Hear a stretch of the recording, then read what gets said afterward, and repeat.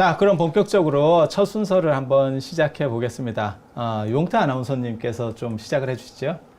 네, 첫 시간이니까 대본대로 해야 될 것 같긴 한데요. 한번 저희가 해보고 안 좋으면은 나중에 빼는 걸로 한번 해보죠. 첫 순서는 지식 성장 프로젝트 자신감. 잘 됐네요, 잘 됐어요. 네. 자신감 뿜뿜 시간에는 불교계에 걸어다니는 백과사전 지식 히어로 박사학위를 4개나 꼭 갖고 계시고 5번째 박사학위를 또 따고 계시는 자연 스님과 함께 매주 한 가지씩 호기심이 완전 돋는 주제에 대한 지식과 지혜를 함께 얻어보는 시간입니다. 오늘은 어떤 주제일지 좀 궁금한데요. 네, 스님, 족자 좀 공개해 주시죠. 예, 오늘의 주제는 딴따라단. 이런 겁니다. 그래서 손오공과 저팔계, 사후정은 실존 인물이었다 이런 건데요. 저도 사실 이런 식의 글씨를 쓰면서 이렇게 크게 쓴다는 이런 용기는 어디서 나오는지는 잘 모르겠습니다. 그리고 이게 글씨만 굉장히 형이상학적인 게 아니고요. 사실 띄어쓰기도 잘못 쓰는 첫 시간부터 굉장히 뭔가를 보여주려고 그리고 하는 거기 손오공에 있는 어자하고 사오정에 있는 어자는 같은 글씨체 돼야 되는데 크기가 다른. 느인이 좀 약간 작고. 그런데 이게 이런 손글씨가 네. 나름의 또 맛이 있는 거예요. 네, 그래서 맞아요. 제가 안 썼다는 정도만 언급해 드리는 차원 그 정도로 해서 일단 넘어가도록 하겠습니다. 그래서 오늘의 이건 주제는 제작진을 이렇게 배신하는 발언인 것 같습니다.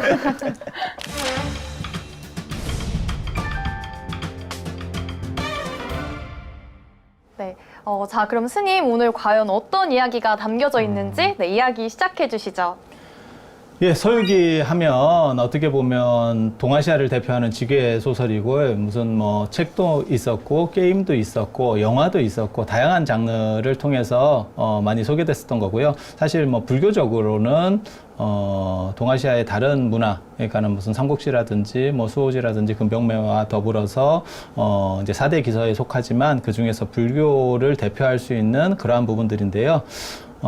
이 서유기가 사실은 실화를 바탕으로 한 그래서 언뜻 생각하기에는 현장 스님이라고 하는 분만 역사적 실존 인물이라고 생각할 수 있는데요. 사실은 손오공, 저팔계, 사오정도 전부 실존 인물이다라고 하는 그런 이야기들을 해드릴까 싶습니다. 근데 선생님 제가 궁금한 거 있는데요. 그 서유기라는 소설 같은 그 책이 작성되는 시기가 언제예요? 그 연도가 대충 아세요? 몇 세기예요? 그러니까는 기본적인 틀이 만들어지는 것은 나중에 이제 제가 말씀드리겠지만 당나라 때 이제 만들어지는 거고요. 그 다음에 그것이 소설화되는 거는 명나라 때, 그리고 명나라하고 이제 명하고 원 때. 예. 그래서 명나라 때 만들어져서 원나라 때 그렇게 되는 이유는요. 원나라 때부터 뭐가 많이 이렇게 유행을 하냐면요. 대본을 가지고 연극하는 게 유행을 해요. 그래서 서유기도 한 100회본, 뭐 120회본. 그러니까 삼국지나 이런 것도 다 마찬가지예요. 읽다 보면 뚝뚝 끊어지는 이유 중에 하나가 뭐냐면 그것이 연극 대본이라서 그래요. 그래서 실제로 삼국지에서도 어떤 게 있냐면 대규모 전투 씬은 원래는 그 당시에는 대규모 전투를 했었어요. 그런데 그것을 연극 위에 올릴 수가 없어요. 무대 공연 위에 올릴 수가 없어요. 그러다 보니까 관우 혼자서 1대1 장군 전쟁으로 그래서 관우라고 하는 사람이 너무너무 뜨게 된 거죠. 그래서 실제로는 장군은 그렇게 맨 앞에 나와서 싸우지 않습니다. 그래서 그러면 스님 이거예요. 그 이 책들이 원래 처음에는 역사 기록처럼 쓰였는데 다음에는 소설화 됐다는 얘기죠. 그렇죠. 알겠습니다. 그래서 재가공되는 거예요. 예. 그래서 지금 우리가 보고 있는 것들은 사실은 역사적인 부분은 아니고 그것이 가공된 부분을 보고 있기 때문에 제가 오늘 말씀드릴 거는 그 중에서 역사적인 부분, 그러니까는 원래 원류라고 할 수 있는 부분들을 얘기하는 거예요. 알겠습니다. 자, 그러면 잠깐 얘기를 해드리면 사실 서유기에서 가장 중요한 그런 인물은 현장 스님이고요. 현장 스님은 너무너무 불가사의한 인물이에요. 중국 불교사 전체를 통틀어서 살아서 신격화된 인물은 현장 스님밖에 없습니다. 그리고 진짜 부러운 거는 20대 말에 벌써 중국 전체를 통틀어서 스승이라고 할 만한 사람이 없어요. 그 정도로 머리가 좋은 분이고 머리 좋은 사람은 뭐 역사에 굉장히 많습니다. 그런데 이분은 얼굴이 또 기가 막히게. 그래서 그냥 얼굴만 내밀면 모든 사람이 환호하는. 그리고 어떤 얼굴인지 진짜 궁금해요. 왜 그러냐면 미남형이라고 하는 것들은 사실은 어떤 문화권적 배경하고 관련이 돼요. 그래서 그 집단 안에서는 먹어주는 얼굴이지만 다른 집단에 가면 이게 일치하지 않거든요. 그런데 현장 스님은 국제적으로 먹어줍니다. 톰 크루즈 같은 느낌. 그런 식인 거예요. 완벽한. 예. 그래서 한국 이제 사람들 저보고 톰 크루즈라고 하거든요. 어. 넘어가세요. 그냥 지나갔다 얘기했는데. 자, 그런데 현장 스님이 그래서 이제 이야기 소재가 되는 게 중앙아시아를 현장 스님이 갈 때 많은 사람들이 현장 스님이 머물러 주기를 원해요. 그게 이제 소설에서는 요괴들이 서로 잡으려고 했다. 이렇게 나오는 거예요. 그래서 현장 스님 얘기를 잠깐만 해드리면 현장 스님이 중국에서 더 이상 배울 게 없어서 인도에 가서 내가 무언가를 좀 공부를 더 해야겠다. 그 당시에는 그 육아사지론이라고 하는 100권으로 된 책이 있습니다. 그걸 좀 배웠으면 좋겠다. 그 다음에 부처님, 이제 불교도니까 성지순례를 했으면 좋겠다. 그래서 천재도수라는 이야기가 나옵니다. 천재는 상카시아라고 해서 부처님께서 하늘에서 내려오신 계단이 있고 도수는 깨달음의 나무, 보리수 있는 붓다가야를 의미합니다. 그래서 그런 데를 참배를 가야겠다라고 해서 출발. 네팔 쪽으로 가는 거죠, 그러면. 네팔 쪽이 아니고 실크로드를 타고, 그러니까 서역이라고 하는 어떻게 보면 도낭에서, 그러니까 중국의 서쪽의 타클라마칸 사막 쪽으로 들어가는 거예요. 사막 안으로 들어가는 건 아니고 사막 남쪽, 사막 북쪽으로 해서 천산북로, 천산남로, 서역남로 뭐 이렇게 하는 그런 길들이 있었습니다. 예, 실크로드라고 하는 길이 있었고, 그래서 그쪽으로 가는 과정에서 현장 스님이 머리가 좋아도 옛날이나 지금이나 똑같아요. 교장 선생님 머리 좋다고 정년퇴직해서 사업하면 거의 대부분 망하듯이 현장 스님도 시작하자마자 이게 문제가 발생합니다. 그래서 이 길을 인도해 주겠다고 하는 사람에게 자고 나서 눈을 뜨고 나니까 칼이 목에 있다는 거예요. 그래서 다 털리고. 도적단 같은 걸 만난 거군요. 아니 이제 안내자라고 해서 고용을 했는데 네. 그 안내자가 고양이한테 생선을 맡긴 격이죠. 네. 그런데 현장 스님이 너무 저항을 안 하니까 이 사람이 죽여야 될까에 대해서 이제 고민했다는 거예요. 사람이 우발적으로 어떤 반항들을 했을 때 이렇게 죽이기 쉬운데 너무너무 저항을 안 하니까, 그래서 그 도둑이 쉽게 말해서 현장 스님을 못 죽이고 어떤 행동을 하냐면, 어차피 초행길인 사람이니까 결국은 사막에 풀어버리면 죽을 것이다 라고 생각을 해서 아주 비루먹은 말에다가 현장 스님을 묶어서 올린 뒤에 말 엉덩이를 때려서 이제 가게 되는 거예요. 그래서 사막 쪽으로다가 말을 몰아버렸다는 거예요. 그런데 현장 스님이 거기서 이제 관세음보살 연부를 계속 할 수 있는 게 없잖아요. 말에 타서 이미 묶인 상태에서 그렇죠. 말에 타서 뭘 할 수 있겠어요. 그래서 끊임없이 관세음보살 연부를 했는데, 굉장히 이게 아이러니한 게 그 비루먹은 말이 나이가 늙은 말이에요. 그러다 보니까 자기가 살라고 길을 찾습니다. 자기는 실크로드를 다녀본 경험이 있는 말인 거예요. 그래서 물 있는 데를 찾아갔고 결국 현장 스님이 살아나게 되고, 그리고 이 현장 스님이 중요한 거는, 되게 재밌는 거는, 그러니까 시작부터 이제 알거지로 시작한 거예요. 준비해온 건 다 털렸고 아무것도 없는 상황에서. 목숨은 살려줬는데 뺏을 건 다 뺏었군요. 그렇죠. 네. 안 뺏고 보냈겠어요? 그리고 스님, 아무래도 그렇겠죠. 저는 중간에 궁금한 거 있는데요. 그 현장 스님의 민족으로 따지면 중국 사람이라는 네, 중국 말씀이죠. 사람. 알겠습니다. 네, 중국 사람이에요. 그래서 이분이 이제 고생을 하면서 길을 가기 시작하는데, 근데 인물 얘기를 제가 처음에 했었잖아요. 너무너무 재밌는 게 현장 스님은 얼굴이 너무 좋아가지고, 그러니까 전통적으로 동아시아에 그런 말이 있어요. 신원서판이라고, 얼굴이나 이렇게 인물 좋은 게 첫째고, 그 다음에 말 잘하는 거, 그 다음에 글 잘 쓰는 거, 그 다음에 판단력이라 하는 거거든요. 그래서 비주얼이 먹어준다는 거예요. 그러다 보니까 사람들이 서로 친하려고 하고 관심을 보이는 거죠. 근데 이 얼굴이라고 하는 게 어느 정도 시점이 지나면 이 약발이 빠집니다. 더 이상 대화가 안 되기 때문에. 네. 그래서 사람이 처음 봤을 때 굉장히 잘생긴 사람 보면 호기심을 가지기는 하지만 더 이상 뭐 안 되잖아요. 근데 현장 스님은 머리가 너무 좋기 때문에 그 약발이 빠지기 전에 언어가 됩니다. 저도 잘 모르겠어요. 그럼 그때 당시에는 중국 분이셨으니까 중국어를 하셨을 텐데, 네. 사막을 건너고 나름 어려운 그 구법의 길을 가시면서 다른 언어들을 익혀서 쓰셨을 다른 수도. 언어들을 그냥 계속 배우는 거예요. 네. 그러니까 현장 스님의 최대 이게 좀 비호감적인 측면이라고 할까 이런 게 있는데요. 그게 20대에 벌써 중국에 선생이 없었다는 거, 그다음에 얼굴이 너무 잘생겼다는 거, 그다음에 강철 체력입니다. 그 히말라야를 2번이나 누비 옷을 입고 건너는 거예요. 히말라야를요. 그렇죠. 요즘 같이 전문 등산복 이런 걸 입으면 또 모르는데 그 당시에는 그냥 사실은 소문 딱 입고. 이 시절 때 뭐지 브랜드 이름을 딱 넣어야지 좋은 뭐지 그 이제 협찬이 스폰더 받을 수가 들어오는데요. 있었는데 협찬이 들어오는데. 놓쳤어 이 부분은. 네. 그런 생각을 했지만 편집하시는 분이 힘들까봐 예.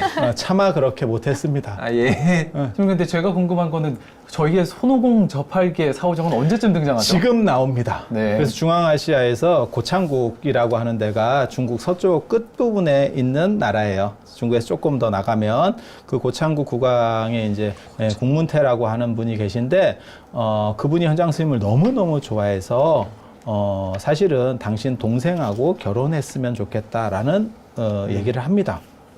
그런데 현장 스님이 그때 절대 그럴 수 없다. 나는 인도로 가서 구법을 해야 하는 게 내 목적이다. 라는 걸 얘기를 하고 단식을 해요. 그래서 결국 죽음의 직전까지 갑니다.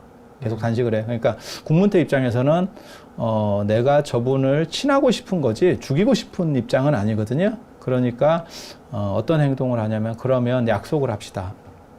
그래서 3개월 동안 나에게 법을 설해주고 가르침을 전해주고 당신 같은 스님 같은 분이라면 인도에 가서 크게 무언가를 배울 수 있을 겁니다. 그러면 그때 인도에서 돌아오실 때 저에게 가르침을 주세요. 그 대신에 제가 스님을 될 수 있는 대로 뭐든지 후원해 드리겠습니다. 그래서 굉장히 많은 재산을 주고 그 다음에 모든 주변 국가들에게 서신을 써주고 그 다음에 시종 제자들을 붙여줘요.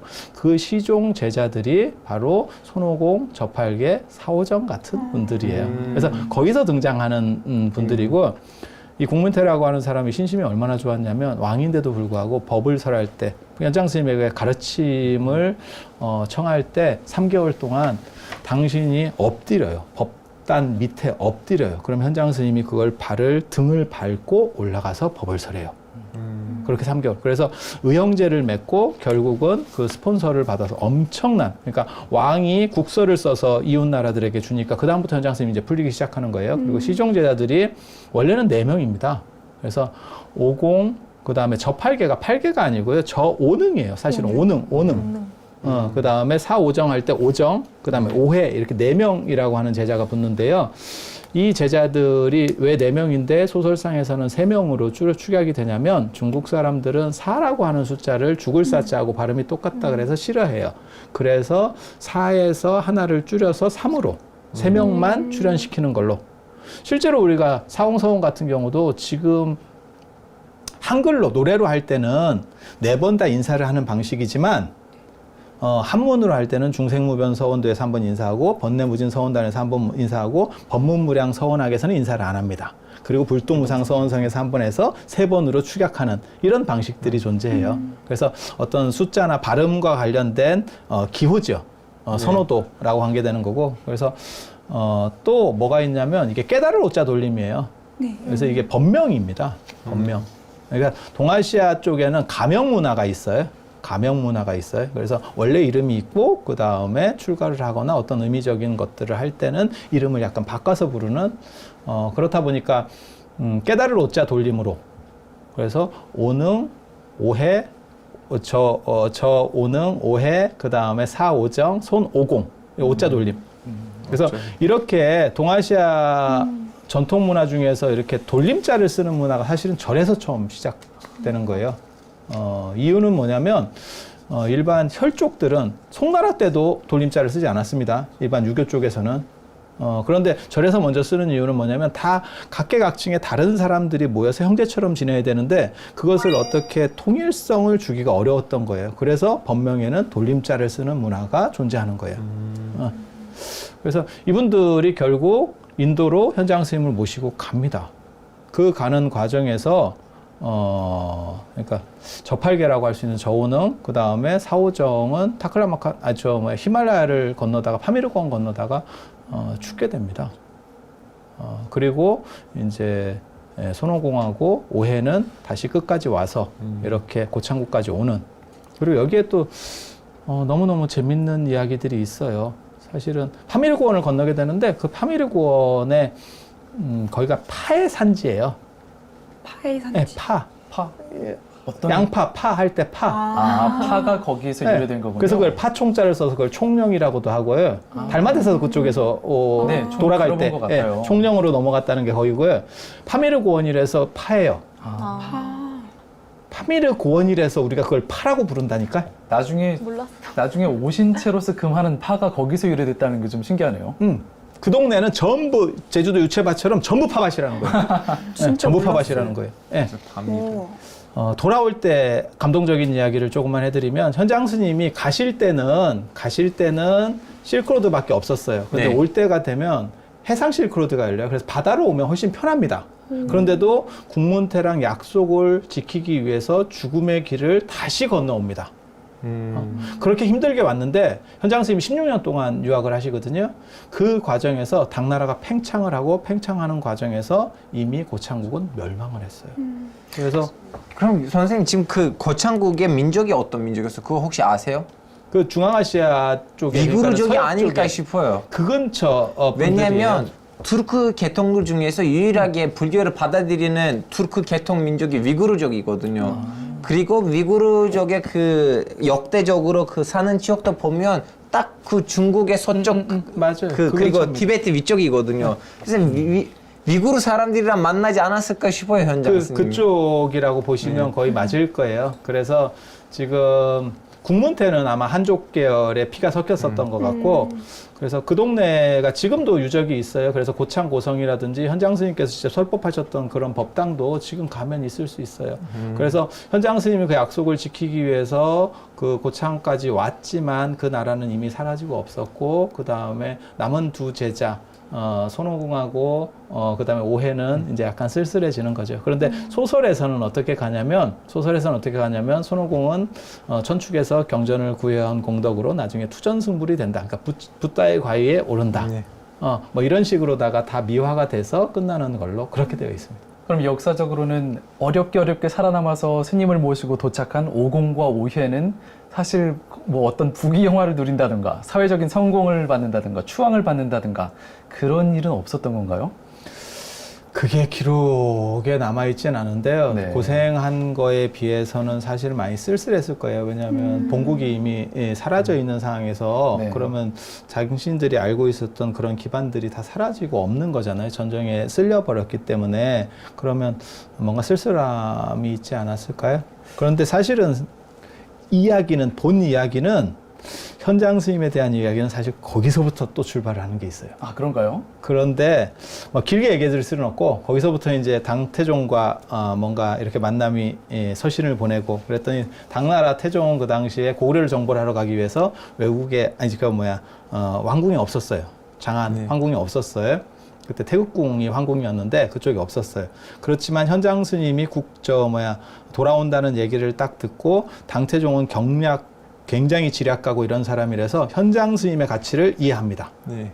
뭐냐면 중앙아시아 플러스 인도의 모든 정보를 이 양반이 가지고 있다는 걸 알고 있어요. 현장 스님이 들은 지식까지 얘기하면 138개국에 대한 지식을 가지고 있었어요. 그래서 현장 스님을 주작대로로 모셔라라고 하는 기가 막힌 얘기가 나요. 주작대로는 황실의 남쪽에 있는 큰 황제 전용 도로입니다. 그렇게 해서 그쪽으로 모시게 되고 이 당태종이라고 하는 사람은 자기 집안에 성인이 있다. 그래서 그게 노자예요. 당나라가 이씨거든요. 그래서 노자라고 하는 사람이 원래 이입니다. 네. 이입니다. 그래서 자기 집안에 성인이 있다. 그래서 도교를 위에 놓고 불교를 아래에 놓던 정책적으로 그렇게 했던 사람이에요. 그런데 당태종이 죽기 전에 했던 그 유명한 말이 있어요. 현장 스님에게 마지막 임종에 가까워서 내가 스님을 빨리 만나지 못해서 불교를 널리 펴지 못한 것이 아니다. 이러고 죽습니다. 그 여파가 결국 당나라를 불교국가로 만들면서 동아시아의 불교가 완전히 만개하는, 그래서 현장 스님으로부터 동아시아의 불교가 결실을 맺는다라는 것도 얘기해 볼 수 있어요. 그 스님 그러면 그 현장 스님은 인도에서는 16년 동안 있다고 말씀하셨죠. 그럼 인도에서만 있었나요? 아니면 좀 약간 스리랑카 쪽으로, 네팔 쪽으로도 그 16년은 한 도시에서만 보냈나요? 아니, 그렇지 않습니다. 인도 전역을 돌아다니셨고요. 그 다음에 스리랑카 쪽은 들어가지 못하셨어요. 스리랑카를 들어가시려고 했는데 그때 파도가 있어서 그래서 스리랑카를 굉장히 이렇게 그리워하는 듯한 그런 기록들을 남깁니다. 현장 스님에 대해서는 3가지 아주 자세한 기록이 있어요.